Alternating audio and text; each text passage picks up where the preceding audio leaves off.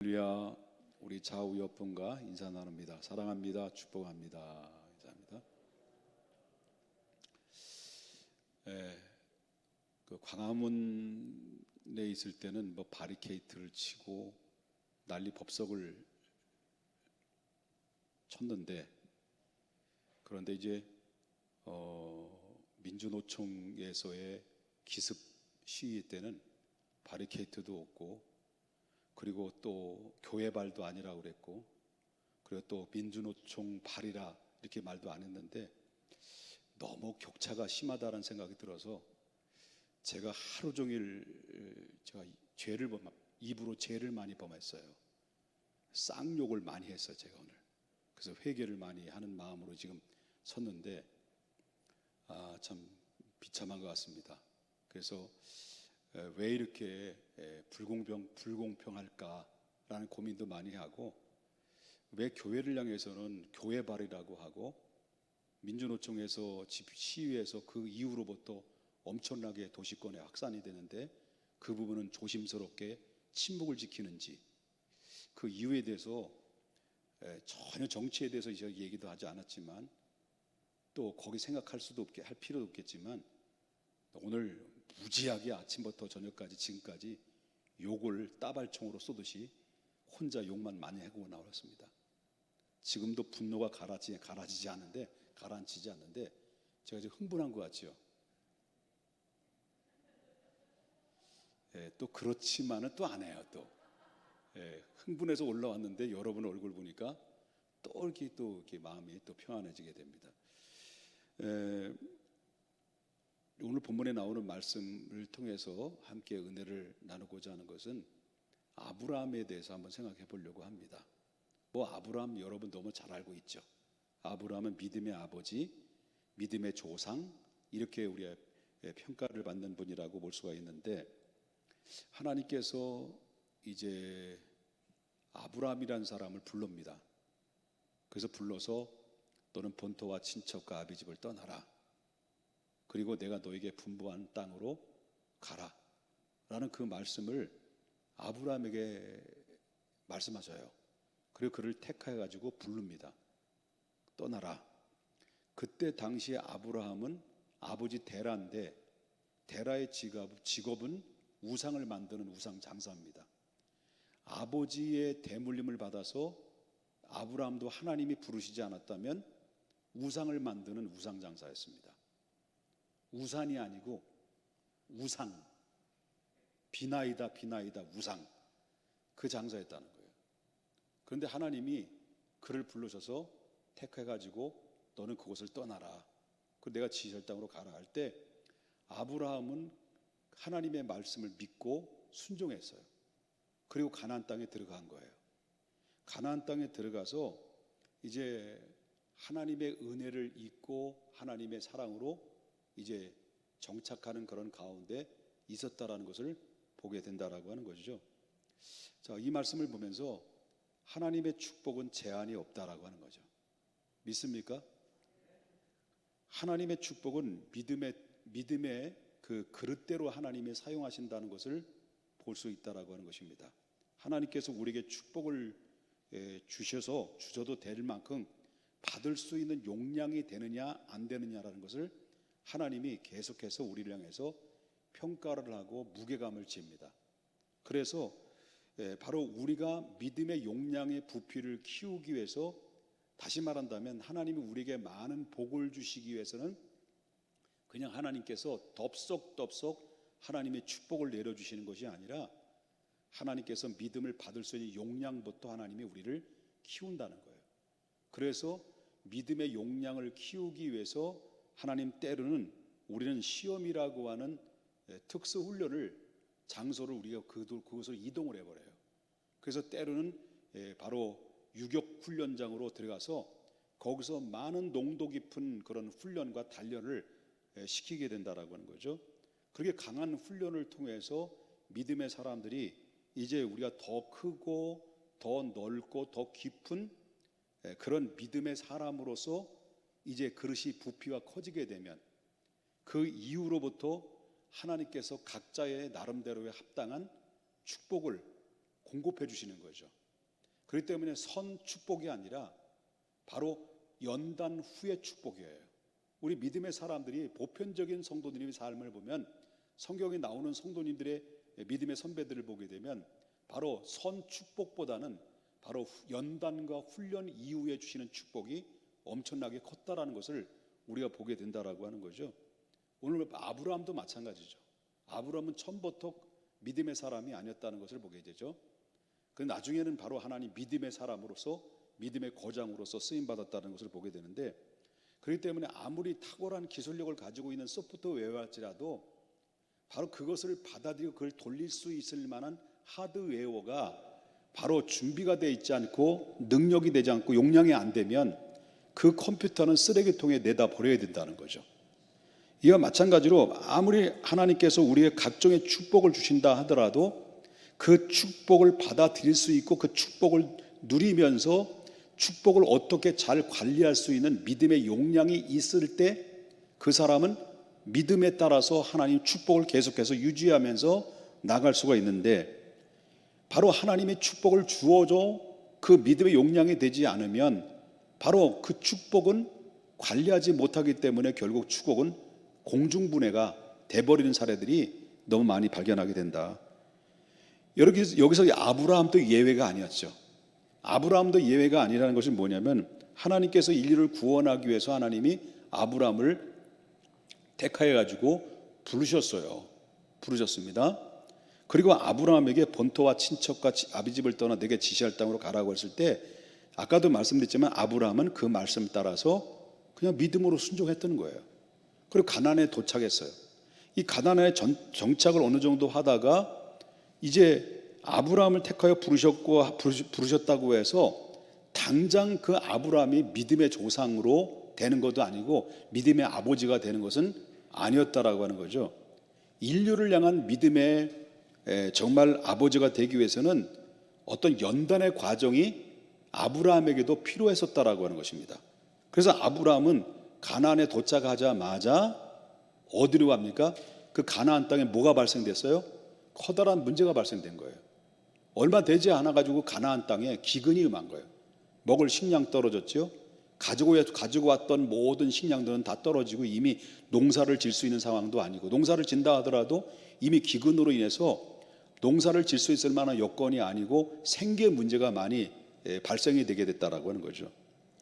그런데 이렇게 아브라함이 문제가 찾아왔을 때 그 아브라함은 그 문제 앞에 어떤 행동을 했느냐라고 하는 거죠.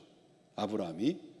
그러면 아브라함은 하나님을 통해서 문제를 해결하려고 하지 않고, 아브라함은 이 문제, 기근이 찾아왔을 때 바로 하나님을 바라보고 하나님께 의지하고 하나님께 뜻을 구하는 것이 아니라, 아브라함은 곧바로 문제를 만나니까, 기근을 만나니까 그 기근의 장소를 피하고 어디로 내려가냐면 애굽이라는 곳, 세상으로는 곳을 택하여 내려갑니다. 그리고 하나님의 자리에서 어디로 가는 거예요? 세상의 자리로 내려가는 거예요. 이게 아브라함이었다라고 하는 것을 보게 되는 겁니다. 그냥 믿음의 조상이라고 한다면 환경에 따라서 움직이는 것이 아니라 하나님의 말씀을 따라서 움직여야만이 되는 것이죠. 그런데 이 아브라함의 문제는 하나님의 계획이 아닌 바로 자신의 계획에 따라서, 바로 아브라함은 하나님의 뜻도 물어보지 않고 자기 뜻대로 자기 마음대로 애굽으로 내려간 거예요. 뭘 피하기 위해서? 문제가 무서워서, 문제를 피하기 위해서, 기근을 피하기 위해서 바로 애굽으로 내려간 거죠. 그 결과로 어떤 일이 발생됐습니까? 그 기근을 피하기 위해서 애굽으로 갔던 아브라함은 결국 어떻습니까? 자기 아내를 남의 남자에게 떠넘기는 인신매매범이 돼버려요. 너무 과했나요? 과한 것도 아니죠, 뭐. 그러니까 이해되셨어요? 기근 만났어. 이 문제를 만났어. 그 하나님께 뜻을 구하지 않고 자기 멋대로 가나안 땅에 애굽으로 내려갔어. 내려가자마자 자기 아내를 남의 남자에게 팔아 넘겼어. 인신매매범. 누가? 아브라함이에요. 이분이 믿음의 조상이에요. 이해됩니까, 이분이? 자, 그 모습을 보게 되면 한번 여기 성경을 보자는 거예요. 11절 보겠습니다. 11절과 12절 13절 보겠습니다. 그가 애굽에 가까이 이르렀을 때 그의 아내 사레에게, 애굽에 도착하지도 않았어요. 사레에게 뭐라고 얘기해요? 내가 알기는 그대는 어떤 여자라는 거예요? 아름다운 여자다. 더 이뻐도 너무 이쁘다 라고 붕붕 띄워요. 그리고 12절에 보니까 애굽 사람이 그대를 볼 때에 이르기를 이는 그의 아내라 하여 누굴 죽일까 검당하는 거예요. 나를 죽이고 그대를 살리리라. 다시 말한다면 당신이 너무 이쁜 죄 때문에 애굽의 사람들이 당신이 너무 이쁘다 보니까 그 당신 때문에 나를 죽일 수도 있다. 당신을 취하기 위해서 나를 죽일 수도 있다 라고 하는 거예요. 미리 이제 짜고 치는 거죠. 그런 가운데 있을 때 이제 그 부인에게 설득을 해요. 13절. 원하건대 그대는 나의 누이죠. 실제 누이죠. 친족 결혼이었으니까 누이라 하라. 그러면 내가 그대로 말미암아 안전하고 내 목숨이 그대로 말미암아 보존되리라. 다시 말한다면 나 좀 살려줘 그거예요. 예?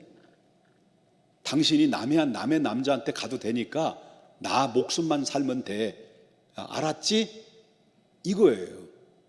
도대체 이 사례가 얼마나 이뻤는지는 잘 몰라요. 그 이뻤으니까.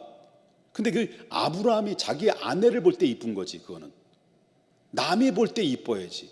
제가 우리 박형애 씨를 향해서 여러분들에게 나는 이 세상의 수많은 여자들 중에서도 내 아내 박형애 씨가 최고 아름다워라고 얘기한다 하더라도 여러분들이 인정을 해주지 내가 막날 얘기해봐야 무슨 적이 있습니까? 비웃는 것도 건강에 안 좋은 건데. 근데 이 아브라함은 정말 자기 아내가 너무 이쁘다고 생각했고 당신이 이쁜 까닭에 애굽의 사람들이 나를 해할칠 수도 있고 내가 죽을 수도 있는데 그럼 내가 죽는 바에는 죽지 않는 방법은 당신이 내가 나하고 무슨 관계냐 그럴 때 부인과 남편의 관계가 아니고 바로 누이 동생이다라고 얘기하라 라고 하는 거예요. 그러니까 이제 그렇게 얘기됐죠. 짜고 쳤죠. 그죠? 그리고 나니까 금방 어떤 냄새를 맡고 누가 찾아와요. 누가 바라보는 거예요. 자, 아브라함의 아내가 얼마나 이뻤는지 그 증명이 되는 거죠. 아브라함이 여태까지 볼 때는 당신이 이쁘다고 그랬는데 그러면 15절 보겠습니다. 15절. 바로의 고관들도 그를 보고 바로 앞에서 어떻게 했다는 거예요? 칭찬하는데 그 여인이 바로의 궁으로 그를 이끌어온 거예요. 데려온 거예요. 누구한테? 바로 왕한테. 고관들이 너무 이쁘니까 눈에 확 띄니까. 그리고 바로가 그로 말미암아 아브라함을 후대함으로 아브라함이 양과 소와 노비와 암수 나귀와 낙타를 얻었더라. 이거 뭐예요? 예? 이게 뭐예요? 지금 뭐냐면 이 아브라함이 바로에게 뭘 받은 거예요? 뇌물 받은 거예요. 뇌물. 그리고 나서 구두로 뭐 약속을 한 거예요? 어이 처남, 매형, 뭐 이렇게 되겠죠. 아니, 매형이 아니 매제 그렇게 되겠죠, 그죠? 매제. 이렇게 해서 결국 어떻습니까? 이게 돈을 안 받았으면 인신매매가 아닌데 아브라함이 돈 받은 거예요. 그리고 자기 마누라를 팔아넘긴 거예요. 그러니까 가나안 땅에서 기근을 만났을 때 아브라함은 하나님께 이 문제를 놓고 하나님께 물어보거나 하나님께 구하거나 기도했다는 말은 없고 애굽으로 내려가서 전혀 세상적인 방법을 이용해서 자기가 목숨 하나 살려고 자기 마누라를 팔아넘기는 이러한 사람이 되고 말았다. 이것도 한 번이 아니죠. 전과가 두 번이 있어요. 자기 마누라 팔려는 거 전과가 두 번이 있어요. 자, 그렇다면 이런 사람이 아브라함의 조상, 이런 믿음의 조상 이렇게 얘기할 수 있겠냐는 거죠. 우리는 아브라함을 통해서 뭘 배워야 되냐면요, 우리들도 아브라함처럼, 이거는 아브라함이라고 생각하면 안 됩니다. 아브라함처럼 우리들도 얼마든지 그 상황이 되면 넘어질 수가 있다. 그리고 우리들도 아브라함처럼 얼마든지 넘어지신데, 그렇기 때문에 과거에 어떤 헌신을 했던 사람일지라도 과거는 과거인데 자랑하지는 말자는 거죠. 그렇기 때문에 과거의 믿음이 오늘을 이길 수가 없는 거예요. 여러분, 그렇기 때문에 오늘의 유혹은 오늘의 믿음을 통해서 이기는 거지 과거의 믿음이 오늘을 이기는 게 아니에요. 중요한 것은 바로 지금입니다. 지금의 믿음이에요. 지금의 주님을 향한 마음이에요. 아브라함은 과거의 믿음으로 말미암아 본토와 친척과 아비 집을 떠나 가나안 땅에 들어간 것은 그 믿음이죠. 근데 지금 아브라함은 그게 믿음이냐는 거예요. 믿음이 아니라는 거예요. 어제의 믿음이 오늘을 승리케 하는 것이 아니라 오늘의 믿음이 오늘을 승리케 하는 것인데, 아브라함은 과거의 믿음으로 본토와 친척과 아비 집을 떠나 가나안 땅으로 가는 데까지는 믿음으로 왔는데 문제 딱 만나니까 바로 보여요. 하나님은 없어지고 자기만 남아있는 이런 모습들을 보게 된다라고 하는 거죠.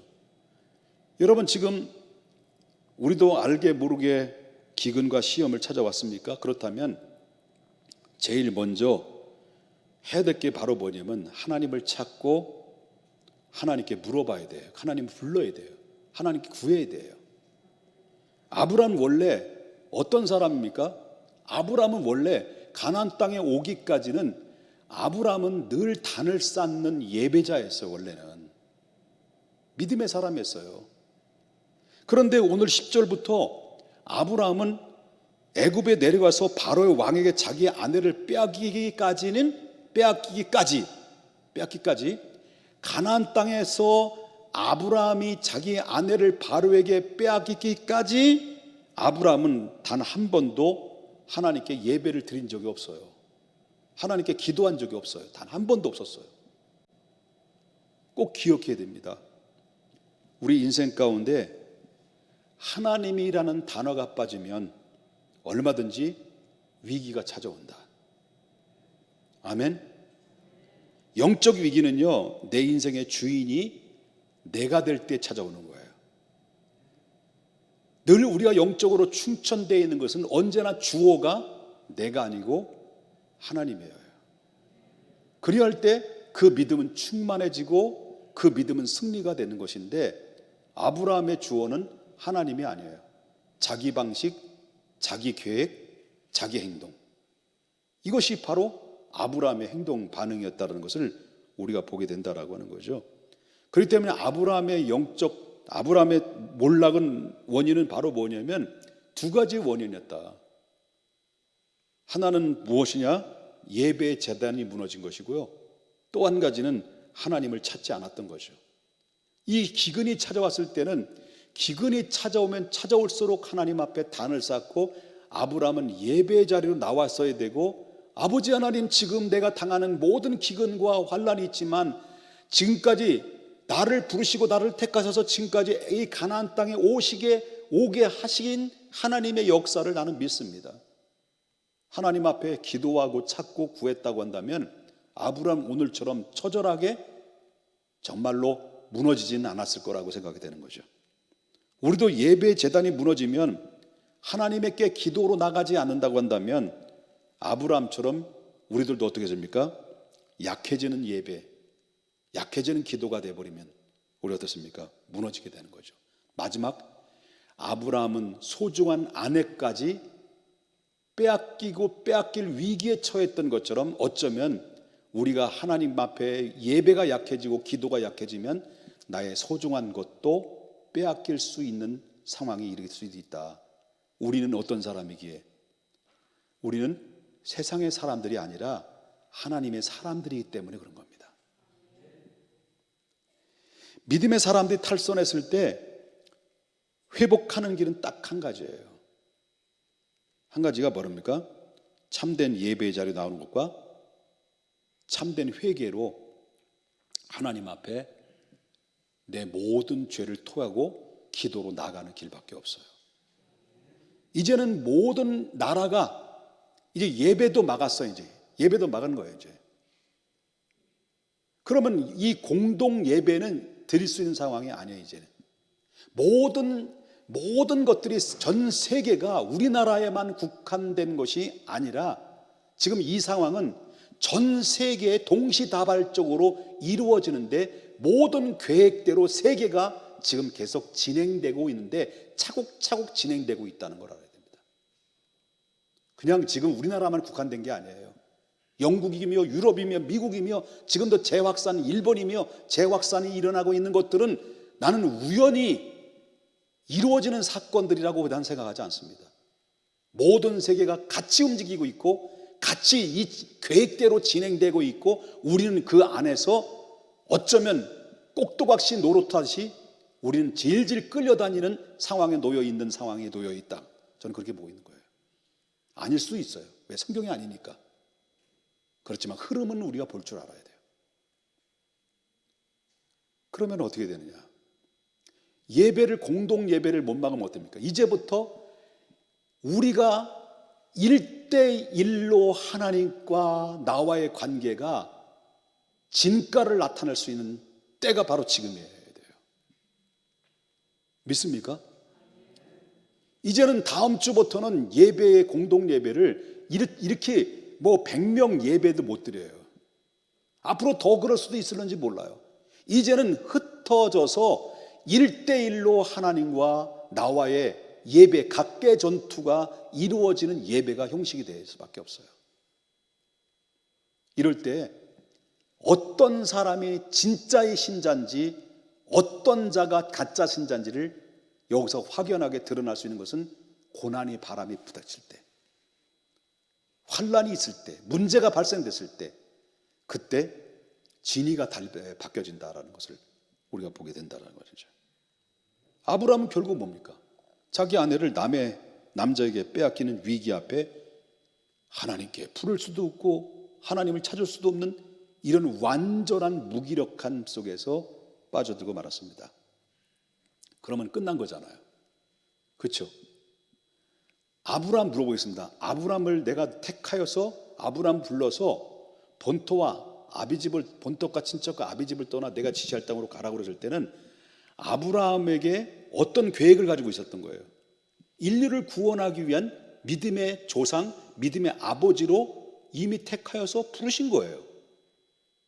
그런데 이 하나님이 아브라함이 지금 이런 상황 속에서 비록 기근으로 인해서 자기 가나안 땅으로 떠나서 자기 방법, 세상의 방법으로 하나님의 환경이 아니라 세상의 환경을 따라서 자기 멋대로 판단하고 결정하다가 자기 마누라까지 팔아넘기는 이런 사례가 있어서 지금 최고의 하나님을 찾을 수도 없고 하나님께 부를 수도 없는 상황 속에 놓여 있을 때, 그래 하나님께서 볼 때, 그래 너 잘됐다, 너 마음에 별로 안 들었었는데 괜히 너를 불렀는데 후회했었다, 그럼 너희 끝났다. 하나님이 아브라함을 가나안 땅에서 그냥 자기 부인 팔아넘기고 자기는 호리호식하게 내버려 뒀겠느냐는 거죠.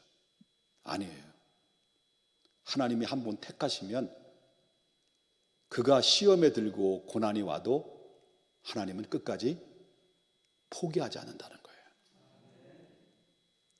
아브라함이 지금 상황이 완전히 사면초가예요. 완전히 사면초가인데 자기가 뿌려놓은 결과물이거든요.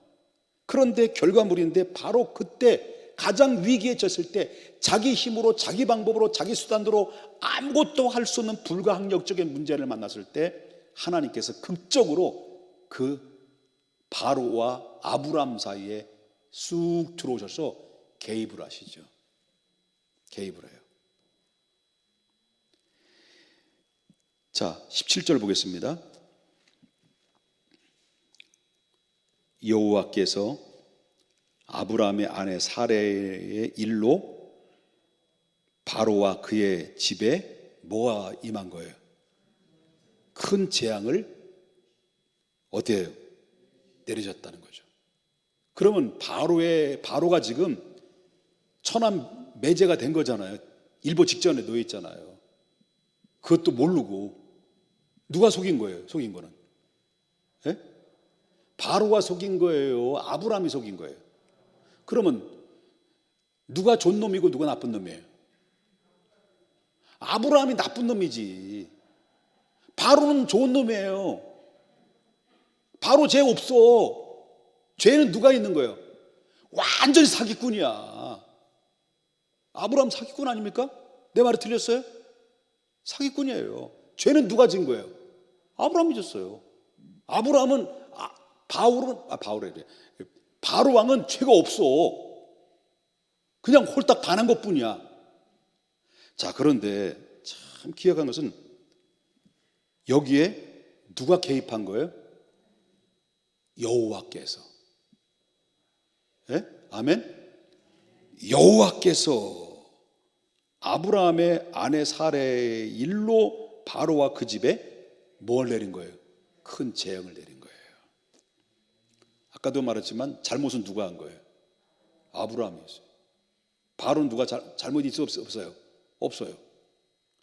그런데 여기서 누가 개입했다고? 여호와께서. 그러면 바로의 입장에서 억울한 거지. 잘못도 없는 거지. 그런데 바로의 입장에서 억울할 수도 있지만 하나님이 아니면 아닌 거예요. 하나님이 기면 긴 거예요.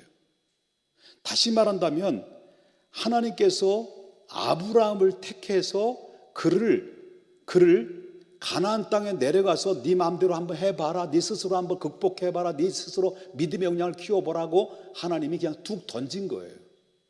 던졌는데 역시 믿음의 초보예요. 믿음의 초보예요. 그런 가운데 있었을 때 하나님이 완전히 나락에 떨어질 때 사망의 음침한 골짜기에서 호적거릴 수 있는 마지막 벼랑 끝에서 대롱대롱 매달려 있는 그 아브라함을 밑에서 딱 받쳐들어 올려놔요. 그리고 바로에게 책망을 하면서. 근데 바로가 그 상황을 알게 됐죠. 알게 되면서 바로가 누굴 불러요? 처남 될 수 있을 뻔했던 아브라함 불러가지고 18절과 20절 보겠습니다. 뭐라고 이제 꾸짖어요? 바로가 아브라함을 불러 이르되 내가 어찌하여 나에게 이렇게 행하였느냐? 내가 어찌하여 그를 내 아내라고 내게 말하지 아니했느냐? 내가 어찌하라는 말 몇 번 나오고 계산하죠. 어찌하여 그를 누이라 하여 내가 그를 데려다가 아내를 삼게 하느냐? 내가 이렇게 매서 바로에게 어찌하여면서 그러면서 아까 주었던 돈이 있죠. 뇌물에다가 20절에 보니까 뭐예요? 20절에 바로가 그 사람들에게 그의 일을 명함에 그들이 그와 함께 그의 아내와 그의 모든 소유를 보내었더라. 아까 뇌물 받은 거하고 더 덤해서 그는 엄청난 재산을 들고 가나안 땅으로 가게 되는 거죠. 자, 무슨 말이냐면 아브라함이 너 못됐어. 그래 너 믿음 그따위밖에 안 돼? 뗐지 이렇게 내리는 것이 아니라 스스로 잘못된 부분들을 뉘우치고 돌이키고 깨닫게 하시고 시행착오를 통해서 자기의 부족함을 알게 하시면서 하나님으로 인정하게 하시는 하나님의 기다림과 연단의 과정이 있었다라고 하는 거죠. 그렇기 때문에 아무리 넘어지고 쓰러져도 하나님을 택함 받은 백성들은 하나님의 은혜는 멈추지 않는다. 우리가 믿음을 가진 사람이라고 한다면 하나님의 은혜는 계속 우리를 향해서 진행되고 있다는 것을 알아야 됩니다.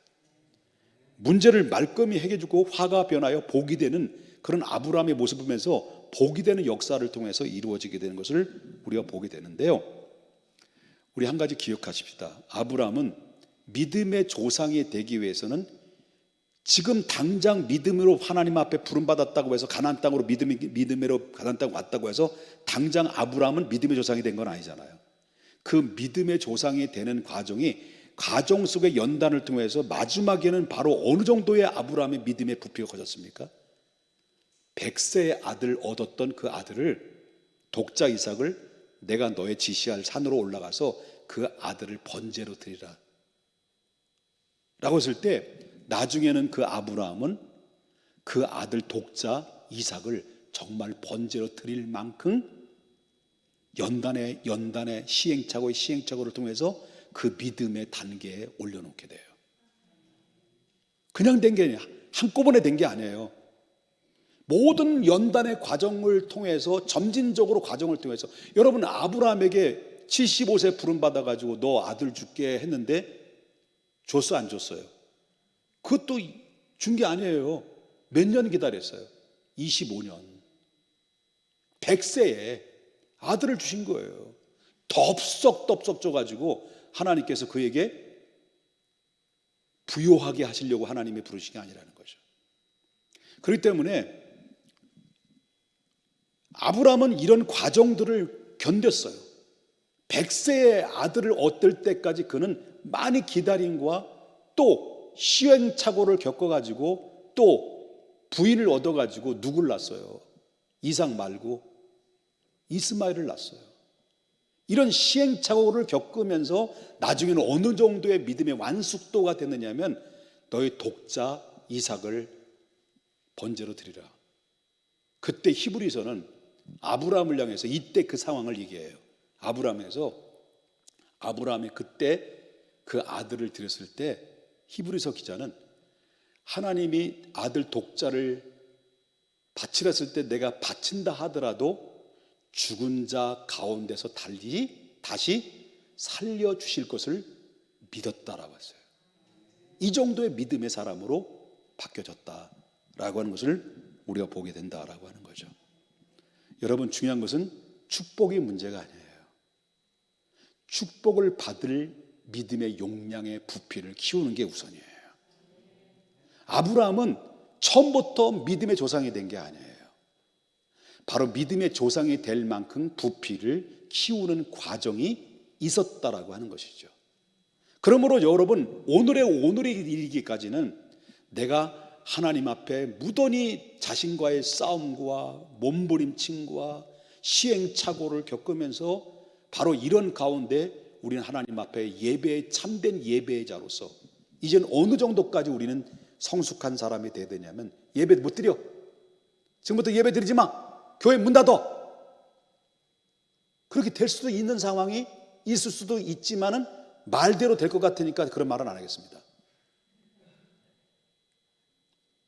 근데 만약에 그런 상황이 있을 때 우리는 어느 정도의 믿음을 가지고 있냐면, 흩어진다 하더라도 예배를 드릴 수 있는 그 끊임없는 예배의 자로서 하나님 앞에 서는 단계까지 하나님이 이르기를 원하는 거죠. 이런 단계에 이르게 되면 하나님께서 무엇을, 그 커다란 용량 안에 무엇을 담아도 그거를 다 소화하고 컨트롤할 수 있는 그런 능력이 되는 거죠. 믿습니까? 그래서 여러분, 우리가 하나님 앞에 복 받는 것도 중요합니다. 우리가 또 부요한 자로, 승리자로서 살아가는 것도 중요합니다.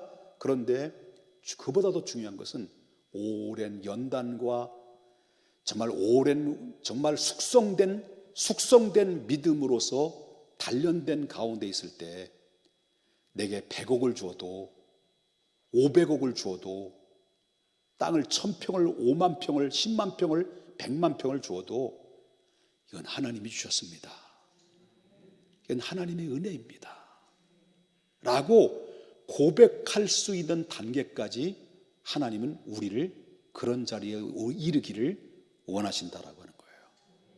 저와 여러분이 오늘 밤에 어떤 상황이, 시험이 내 힘으로 스스로 할 수 없는 벼랑 끝에 대롱대롱 매달린 것처럼 이제는 아무런 힘조차도 없을 만큼 이렇게 초라하게 내 인생이 시험에 허우적거리는 상황에 놓여있다 할지라도요, 두려워하지 말아야 돼요. 절망하지 말아야 돼요. 왜냐하면 하나님이 나를 아셨기 때문에, 그 나를 부르시고 나를 정하시고 나를 의롭게 하시고 당신의 자녀로 삼아주신 하나님의 택함 받은 백성은 나는 하나님을 포기할 수 있었는지 모르지만 하나님은 여러분을 포기하지 않는다는 거예요. 아멘입니까? 그렇기 때문에 우리를 넘어지는 것 같지만, 쓰러지는 것 같지만 다시 이렇게 세우시고 다시 우리에게 아브라함을 믿음의 아버지로 만드시는 것처럼 저도 여러분들도 내가 스스로 그 인생의 길을 걸어가는 것 같지만 그 걸음을 정하시고 인도하시고 동행하시는 분은 나의 인생을 만들어 가시는 내가 아닌 하나님이시다는 것을 믿음으로 나아가셔야 될 줄 믿습니다. 아멘. 기도하겠습니다.